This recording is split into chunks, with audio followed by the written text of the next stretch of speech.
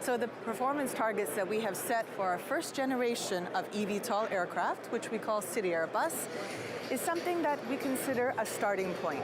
So an operational range of 80 kilometers, a cruise speed of 120, and a passenger capability of 4 people.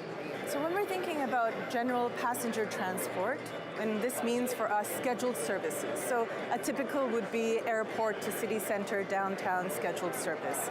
This is really integrated into the mobility services of a given city, of a given community. And here it's about giving choice. We will not imagine that such a vehicle will ever replace mass transport. This is just simply unrealistic. But if it is complementary, if it is given another option, which is again sustainable, fully electric, zero emission, then the average person making their transport choices of the day can choose an eVTOL, can choose a mass transport, can choose other means of transport. Another early purpose for eVTOL aircraft that could have a positive impact on society is to deploy them in emergency medical services to get urgent care to patients in life-threatening situations. Airbus, which already supplies conventional helicopters for this function, has launched a partnership with Norwegian air ambulance operators to work out how eVTOL vehicles can make even more of an impact.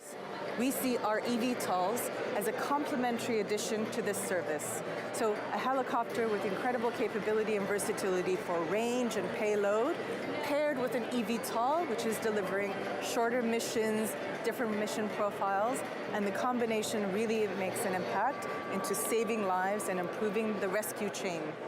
Airbus engineers have spent more than 6 years assessing technological options for its planned eVTOL product, flying earlier technology demonstrators such as the Vahana, before settling on the CityAirbus architecture. So here you see the wing, you see the distributed propulsion, 100% electric. So this is what the product vision is. And she's now in a prototype phase.